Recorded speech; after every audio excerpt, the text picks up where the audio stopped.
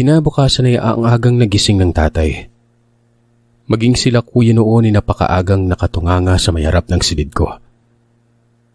Pagkalabas ko, wala akong ibang nakita na reaksyon nila maliban na lamang sa pagtango at wika ng aalis daw kami. Alam ko ang limitasyon ko. Alam ko din ang dignidad ko. Babae at dapat panatilihin ang respeto sa sarili. Pero wala eh. Mahal ko siya at alam kong napipilitan lamang yon. Naisip ko na baka dahil lang sa mga magulang niya. Kaya dapat kong gawin ang nararapat. Alam ko at ramdam ko na mahal niya rin ako, Sir Seth. Ay na nga. Nagkukumahog ako noon sa kakahanda. Ligo, bihis, kain. Ang tatlo nakaumang na sa may biranda. May baon pang 2 manok na buhay sina kuya. Tinalian lang ang mga paa nito. Tapos sabi ng tatay, kapag may nadaanan daw kami noon na nagtitinda ng kambing, bibilhin namin para madagdagan umano ang ipapamanikan namin na pagkain. Diba? Kami pa ang namamanhikan. Ni hindi ko nga alam kung saan nakatira yun eh. Pero ayon naman kay tatay, magtanong lang daw kami sa kaanak ni Gibbon kung saan dito nanatili ang binata. Kapag nakarating na kami sa eskinita patungo doon sa lugar ng kaanak ni Gibbon, si tatay na daw ang bahala. Yun na nga ang nangyari. Nag-antay nga kami. Bale, sumakay kami noong ng tricycle tapos pagkababa. Si tatay nang dumiretso. Mabilis lang din namang nakabalik. Tapos may bitbit pa itong kambing. Para bang nakadeko at paata ng kambing pero ang sabi, nakausap niya na umano ang kaanak. Si Gibbon ay dumaan umano sa kanila kagabi. Nag-iiyak yun at nabanggit daw ang relasyon namin. Pero mapipilitang putulin ito dahil nga daw sa isang rason. Nang tanungin naman ng tatay kung anong rason, ang sabi lamang ng tiya ni Gibbon, mamamatay na daw kasi ang ama nito. Gulat na gulat si Tatay Remberto. Mamamatay lang tapos makikipaghiwalay na. Ayon naman sa tiya ay hindi nila alam. Hindi daw nila kaanak ang tatay ni Gibbon. Bale, nanay lamang ni Gibbon ang kapatid ng kanyang tiya. Pero, mahalata na parang may nakakubli daw. Ibang-iba daw kasi ang kinikilos. Inisip na lamang ni tatay na baka may sariling problema sa loob ng pamilya. Sa panig nila Gibbon. Nang sabihin ni tatay na pupuntahon daw namin, itinuro kaagad kung saan banda. Tapos itong si tatay ay may sa pagkapilyo pa. Nakitang may kambing yung pamilya. Nakiusap na bibilhin niya. Pero alam niyo Sir Seth, binigay lang ito sa tatay ko. Lalo na nang sabihin ni tatay na para handa kapag nakarating na kami. Nakakahiya. Walang hiya talaga tong tatay ko. Gaya ng sinasabi ko ay hindi nagtatago ng ugali. Kung ano siya, yun na talaga. Kung ano ang makikita sa bahay, ganun din sa labas. So bali ay na nga. Medyo naguguluhan din ako kung ang rason lang ay malapit nang mamatay ang tatay ni Gibbon. Parang hindi naman fair yun sa part ko.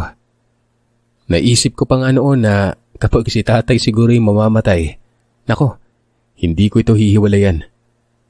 Nakakabaliw talaga Sir Seth.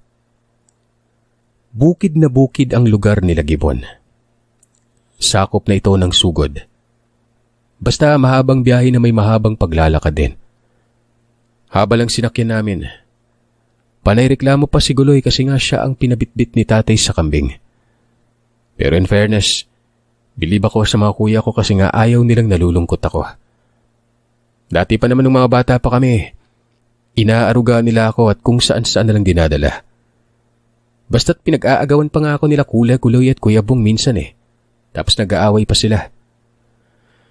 Nang makarating na kami sa may maliit na barangay, dito na kami naglakad. Ito na ang sinasabi kong mahabang lakaran na halos 2 oras. Malawak na palayan, manggahan at maisan ang nadadaanan namin.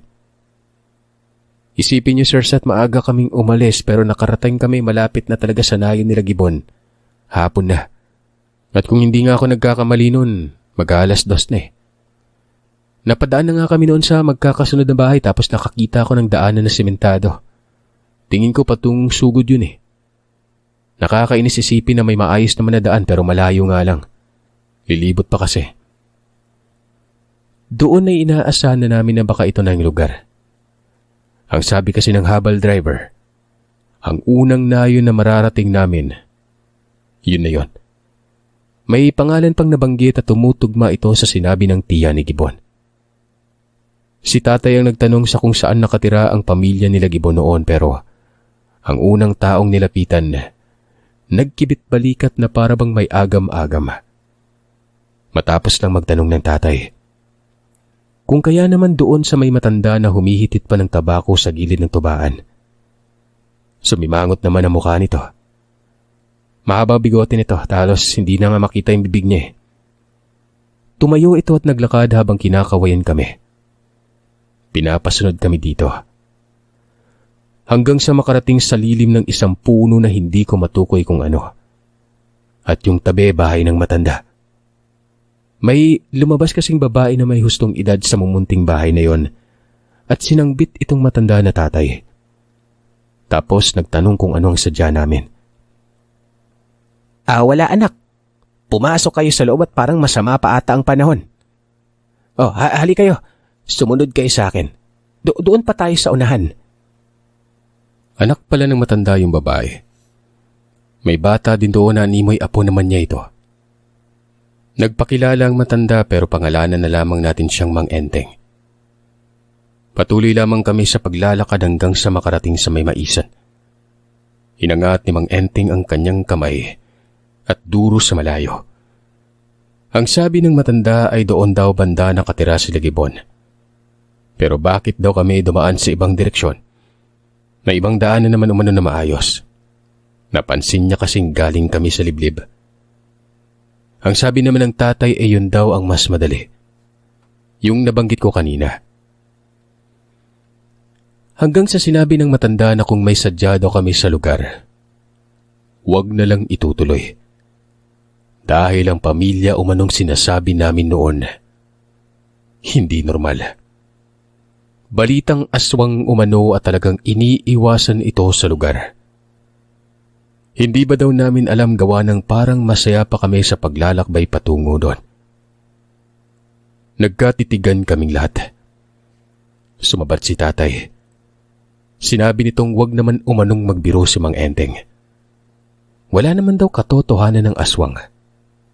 Kung tinatakot lang daw kami nito, sana ay wag sa ganoong paraan gawa ng hindi maganda.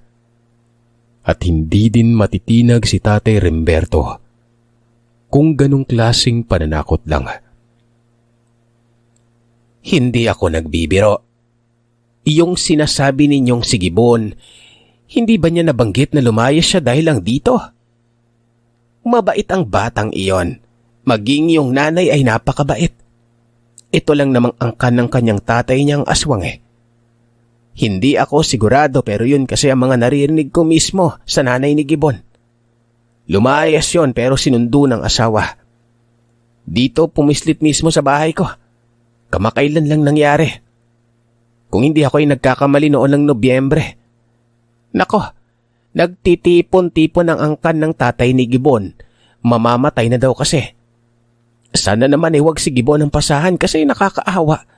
Sana doon na lang siya sa tiya niya na natili. Natulala kaming lahat matapos marinig ang namutawi sa bibig ni Mang Enteng. Hindi naman pwedeng nagsisinungaling ito. Dahil malawak ang nalalaman niya patungkol sa pamilya. Tsaka pumustit pa yung nanay ni Gibbon doon mismo sa bahay ng matanda eh. Alam niyo, itong si Tatay Remberto nagkukunwari lang ito na hindi siya naniniwala sa aswang eh. Kumbaga inaasahan niyang nagbibiro yung matanda.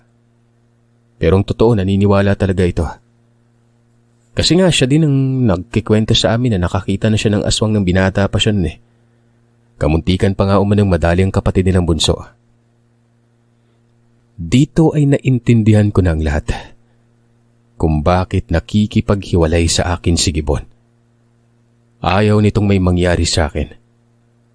Naiintindihan ko naman siya pero masakit eh. Hindi ko matatanggap. Nakakaawa si Gibbon kaya naman hinila ko ang tatay at sinabi kong tulungan namin. Malamang ay ito na yung sinasabi ni Gibbon na tradisyon. Ang matandang si Mang Enteng ay nagulat sa mga sinabi ko. Ayon pa dito, umuwi pala si Gibbon. Dapat ay hindi na lang dahil masisira daw yung kinabukasan niya. Napapamura pang matanda. Nag-aya pa ito na tutulong din siya pero nagtanong ito sa kung ano ba talaga ang motibo kung bakit nais naming bisitahin ng pamilya. Ayun, ipinaliwanag ni tatay na kesyo nobyo ko daw yun at parang hindi ata gusto ang nangyari. Na napipilitan lamang at wala pa kaming alam na ito pala ang dahilan kung bakit gustong makipaghiwalay ni Gibbon sa akin. Hala kang bata ka. Nangangarap pala ng normal na buhay itong si Gibbon. Hindi ako papayag. Kaanak ko ang nanay niyang si Rosalinda. Taga dito ang pamilya nila. Doon. Banda doon. Doon nakatirik ang bahay nila. Itong dulo ng maisan, doon banda. Kaso'y napabayaan ng mamatay na mga magulang ni Rosalinda. Dati pa naman ito pinapayuhan na hiwalayan ng asawang si Martino Nagdududa yung mga magulang noon ni Rosalinda na aswang ang angkan. Lalo't may nakapagsabi na ito daw ang gumagala gabi-gabi. Noon pa ito. Natakot nga mga tao dito. Taga rito kasi ang si Rosalinda at baka itong mga nagpaparamdam pagmamasid na sa kung sino ang hahadlang sa pagsasamahan ni Rosalinda at ni Martino. Maraming sinabi ang matanda. Ayon pa dito, kung umuwi daw talaga si Gibbon, may 1 linggo pa ito bago mahawaan. Idadaan daw kasi ito sa tradisyon at kailangan na bago pa mangyari yon ay mailigtas na ito. Dahil sa oras na hindi, wala nang kinabukasang maayos si Gibbon. Tumugon naman ng tatay. Nakiusap ito na kung pwede makisilong muna kami doon sa kanila. Napapamura pa ito sa pagkadismaya. Maya ka ba namang may dala pang manok at kambing tapos yun pala'y malalaman niya? Namin. Pero umanga ako kay tatay. Hindi man lang niya sinabi na kalimutan ko na lamang si Gibbon. Ipinaglaban din. Napapaiyak nga ako sir sa mga puntong ito habang sinusulat ko yung kwento Pumayag ang matanda. Wala umanong problema. Dahil kung ano ang gusto naming mangyari, ganun din umano siya. Eto na, kung nagsabi lang sana si Gibbon sa kanyang problema, hindi talaga paaalisin ng tatay nun. Doon lang yun sa bahay dapat. Nabanggit ko nga ito sa matandang habang dinadala na kami sa bahay nun pero... Nako day, tama lang ang mga mungkahi ng nobyo mo. Ang makipaghiwalay. Hindi mo alam ang kayang gawin ng aswang. Nagdududa ako na baka pinagbantaan ang buhay ng pamilya mo kaya napilitan niyang maging tagahalili. Yun ang naiisip kong dahilan. Dahil pwede naman siyang tumanggi talaga Pwede nga siyang tumakas magpakalayo-layo. Pero hindi niya siguro kaya ang madamay kayo. Pwede niyang isugal ang buhay niya. Pero hindi kayo. Nakakaawang bata. Napaluha ako nun. Marahil ganun na nga. Baka nasa salalay ang buhay namin kaya niya ginawa yon. Sino namang matinong tao na katulad niya yung papayag na maging aswang, di ba? Tsaka di ba nga pwede naman ang mga sinabi ni Mang Enteng. Pero dahil nga sa amin ay pumayag na lamang ang nobya ko. Labis talaga ako nasaktan. Pakiramdam ko ay nagdudusa ng gusto si Gibbon. Sa mga puntong yun ay gusto kong ipagtanggol ang magiging kapares ko. Desperado na ako noon. Ay na nga, nakapuslit kami sa bahay nila Mang Enteng. Maliit lang talaga pero sapat na ito na masisilungan. Merong isang silid at maliit na sala. May beranda din akong tawagin ay lantay. Tingin ko ay kasya naman kami doon kapag magpapahinga na. Doon lang sa beranda. Silyado naman ito ng kawayan. Umalis si Mang Enteng. Bumalik ito takip silim na. Ang sabi ay may nautusan daw siya na puntahan si Gibbon. Sabihan itong naroroon kami sa lugar. Kapag nalaman umano ng binata yon, hahanap ito ng paraan na makita kami. Tiyak dadating yon. At kapag nangyari ito ay doon na mangyari ang ikalawang hakbang. Halos lahat daw ng kaanak ni Mang Enteng nakausap niya pa. Handa naman umanong ito tumulong basta kapag dumating si Gibbon, hahadlang sila at makikipagharap sa kung sinong nilalang ang lalapit sa bahay. Ito namang anak ni Mang Enteng na babae at yung apo niya. Pinayuhan na umalis muna. Umiwas sa gulo. Katulad din ng mga kapitbahay na pinalisan ng kanilang mga asawa at anak. Totoo ito, Sir Seth, gawa ng may nakita kong magkakasunod ang mga babae at mga bata na paalis sa lugar. Walang ano-anong pumayag naman ang anak ni Mang Enteng. Kinagabihan, nagsidatingan na ang mga kalalakihan. Nasa mahigit 10 kung hindi ako nagkakamali. May isang albularyo pa doon na nagmumura at para bang gusto nitong makipagpatayan. Matandang lalaki din yon na nagpakilala pero tawagin nating Mang Alomar. Ayon kay Mang Enteng, kapatid niya ito. Manghihilot lang naman talaga ito pero may kaalaman sa mga kakatuwang bagay. May saklaw din ito sa kung paano umano alamin ng isang tao kung ito ay aswang. Napapalibutan ng bahay ng mga tao. May nagsisiga pa noon at naghahasa ng itak. Nakakamangha at nakakatakot pero may parte din sa akin noon na isang agam-agam na baka may mangyari sa mga ito. Si tatay at sila kuya, parang palaban na rin. Nanghiram na mga itak. Ang sabi pa ng Kuya Bong kapag dumating na daw si Gibbon, umalis na kami kaagad. Sumabat naman ang tatay. Dumiretso umano kami noon sa matalom sa mga kapatid ng Tatay Rimberto. Sabihan lang sa kung ano ang nangyari at tiyak tutulong ang mga yon. Para bang lumalabas na itatanan ko itong si Gibbon. Pagsapit na mga 8:00 ata ng gabi kung hindi ako nagkakamali. Dumating ang nautusan ni Mang Enteng. Anak niya palang lalaki yon. Kapatid naman ng babae na lumisan kanina. Malaking tao to. Bakas sa katawan yung mabigatang trabaho at mukhang sobrang tapang. Ayon sa kanya ay nagkita daw sila ni Gibbon. Saktong-sakto umano nang mapadaan ito sa lugar at nakatambay daw ito doon sa kamalig na parang ang bigat ng suliranin. Tinawag niya ito at walang ano nung sinabihan na naririto kami sa lugar. Na ang pakay namin ay walang iba kundi bibisita. At nalaman na namin ang katotohanan sa kung bakit nakipaghiwalay sa akin ito. Hindi naman daw yun nagsalita pero makikita mo umanong nag-aalala. Kahit walang abiso, pero pakiramdam ng anak ni Mang Enteng na pangalanan nating Rodolfo, paniguradong pupunta daw dito si Gibbon. Pagkaalis daw nitong si Rodolfo, may sumusunod daw sa kanya. Pakiramdam niya 2 daw yun eh. Pero hindi natatakot si Rodolfo. Hindi naman daw kaagad sumusugod ang aswang kapag hindi nabigyan ng pagkakataon. Isa pa, planado ang bawat takbang ng aswang at hindi nagpapadalos-dalos sa mga yon. Baka naman hanggang dito nasundan ka. Malamang haharangan yun si Gibbon kapag nalamang narito ang pamilya ng nobya niya. Naiisip ko din yan, tay. Kaya nga natagalan ako eh. Inilihis ko kasi ng daan. Nakarating ako sa kabilang baryo tapos tumambay muna ako doon. Tumangulang si Mang Enteng. Itong mga taong nasa paligid ng bahay ng matanda, kani-kanila na ng pwesto. May naroroon pa banda sa may kalsada na para bang babagat ito sakaling susunod ang mga aswang sa amin sa oras na tumakas na kami noon. Hanggang sa lumalim ng lumalim ang gabi. Wala na. Habang tumatakbo ang mga oras ay may tumataas ang tensyon. Itong mga nakapaligid na tao ay napaka-agresibo nila. Alerto gawa ng salitan sila ng pagbabantay kapag may magpapahinga na. May 2 pa noon na nagmamasid kung paparating na ba si Gibbon. Naroroon ito banda sa Maisan. Ito din ay base sa naging mungkahi ni Mang Enteng. Baka doon dumaan si Gibbon. Kabisado naman daw kasi nito ang lugar. Hindi nga nagkakamali, Sir Seth, dahil mga ilang sandali lang. Dumating na si Gibbon. Napakalalim na mga mata niya. Nangangayayat.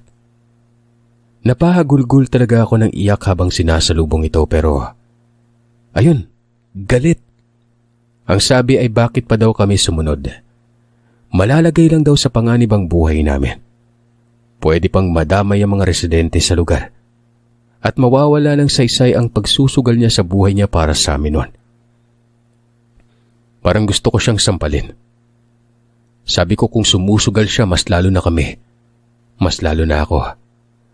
Para saan ba yung nararamdaman ko kung hindi naman ipaglalaban? Sinabi kong umalis na kami. Sandali lang, mahahanap pa rin tayo. Mas lalala lang, Radela. Sabi ko alam naman namin yon. Tingin ba niya sa bilang ng mga taong nakikita niya? Hindi daw ba kaya? Ganyan kadami ang may malasakit dito kay Ibon. Pagkatapos nun ay pinilit ko pa siya na sumama. Sabi ko kay tatay ang tigas ng ulo. Sige na dong Gibon, kami na ang bahala. May albularyo naman. May sasama sa inyo.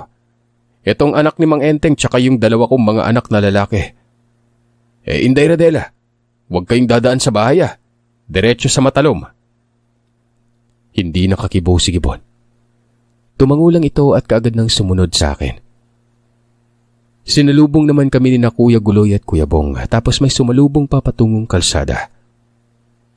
Namangha talaga ako. Napagplanuhan ng gusto. Mantakin yung may habal pang nakaatang at 3 yon. Kasama ang mga ito sa sumaklolo sa amin. Sobrang bilis ng pangyayari. Pagkasampas sa habal, sirit kaagad ang motor na para bang nagkakarera. Bumaba kami noon sa may sugod. Madaling araw na sa mga puntong ito. Nag-aantay na masasakyan patungo ng Matalom. Pero hindi kami iniwan ni Rodolfo. Ultimong ang mga habal driver ay naroroon din. Hanggang sa nakasakay na kami ng bus. Ang bilang namin noon sa sasakyan ay 5. Sumama din kasi si Rodolfo Basta hanggang Matalom talaga. Doon daw muna ito magpapahinga at aantayin na dadating daw sila Mang Enteng at Tate Remberto. Yun doon ay base sa mga kapatid ko. Hindi ko man lang alam na ganun pala yung plano nila. Umaga, pasado 8:00 nang makarating sa Matalom. Diretso kami sa mga kapatid ng tatay. Magkakapitbahay lang naman ito. 2 lalaki at 1 babae. Walang ano-anong pinapasok kaagad kami ng bahay nang malaman kung ano ang problema. Doon kami sa tahanan ng tiyo kong si Buboy. Malaki yung bahay nito. 2 palapag yon. Sakto at nagbakasyon ang asawa niya at mga anak sa Bohol. Etong mga kapatid ko ay umalis na masigurong ligtas na kami. Uuwi na sila ng Hilongos para naman kunin si nanay at dalhin ito sa Ormoc kung saan naroroon ang kaanak sa side ng nanay ko. Habang si Rodolfo naman kasama pa din namin nun. Doon pa lang ako nakaramdam ng matinding pagkapagod. Pero hindi ako nakapagpahinga. Hindi din ako makatulog kahit puyat. Nag-aalala ako kay tatay. Maging ang mga tao doon sa lugar nila Gibon. Itong nobyo ko ay hindi napapakali. Nasa itaas kami ng bahay. Pasilip-silip itong si Gibon sa bintana at sinasabing pakiramdam niya umano ay may nakasunod. Madali lang sa mga aswang ang magtungo umano sa malalayong lugar. Maliban na lang sa tawid ng dagat.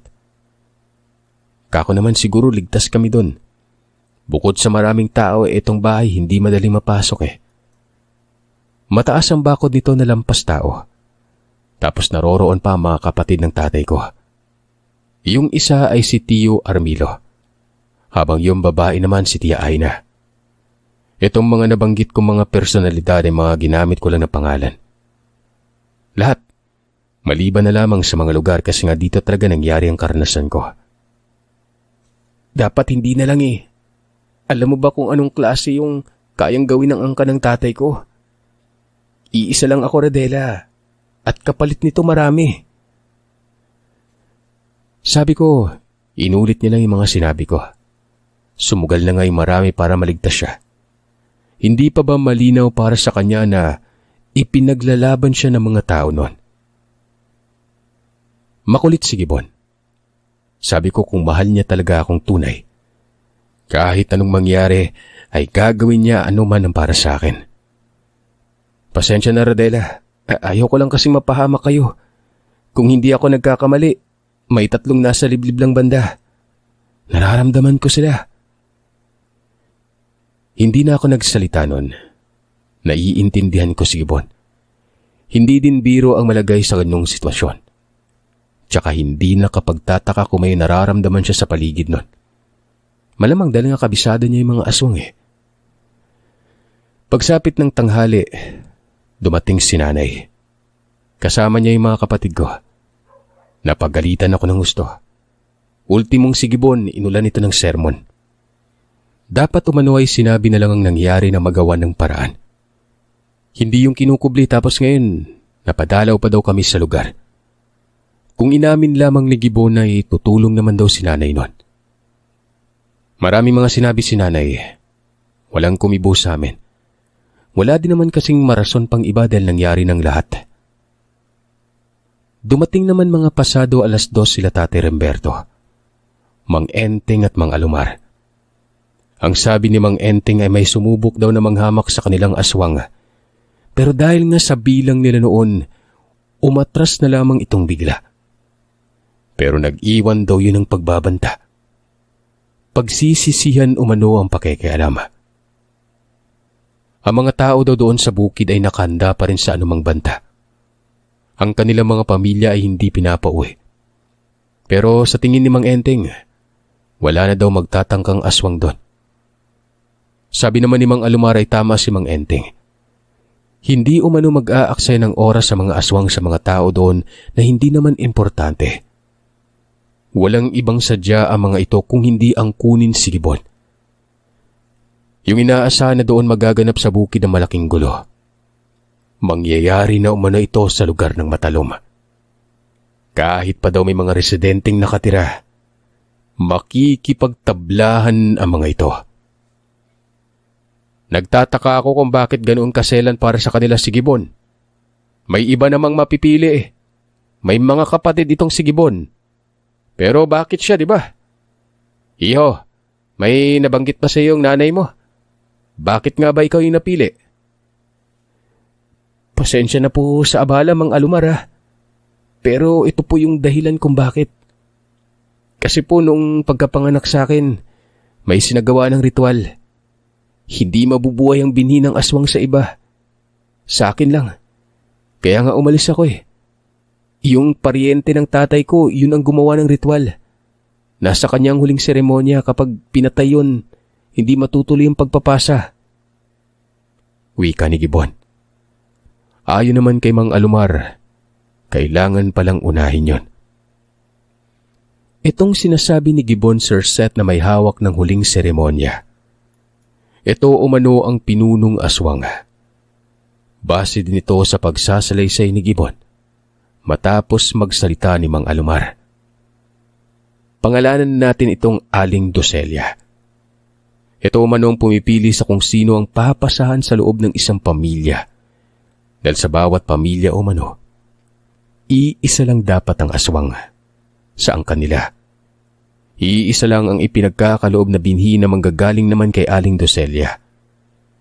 Maski ang bagong nabuong pamilya na may koneksyon sa kanilang angkan, iisa lang ang ipagkakaloob. Ang tawag daw sa mga ito, mga bantay. Wala naman sana umanong problema sa pagpapasa. Pero nahahayok kasi sa dugo at laman sa kahit anong nabubuhay. May malaking pagbabago din umano sa ugali na siyang natuklasan ni Gibbon sa kanyang ama. Dati umano napakabait nito eh.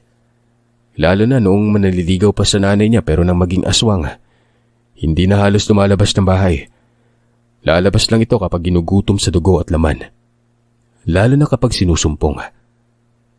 Tapos gabi pa daw nangyayari yon. At 4 na beses sa isang buwan. Nagtaka nga daw umano ang nanay niya noon sa biglaang pagbabago ng ugali pero nagkagusto na ito kung kaya ang pangliligaw na yun ay pinaunlakan. Gaya ng nabanggit, doon pa nalaman ang pagiging aswang ng magkaanak na daw sila. Sa kabila ng lahat, naging panatag ako. Medyo maluwag na ang nararamdaman ko gawa ng ligtas sila tatay. Dito nakatulog na ako. Ganon din si Gibbon. Pagsapit ng gabi ay walang nangyaring gulo. Tahimik lamang ang lugar.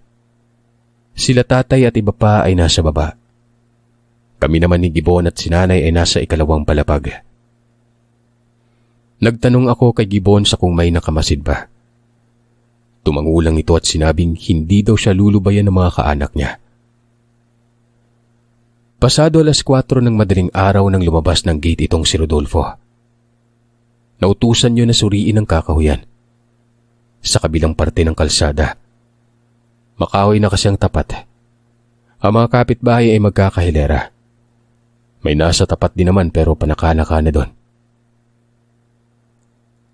Walang ano-anong biglang sumigaw si Gibbon.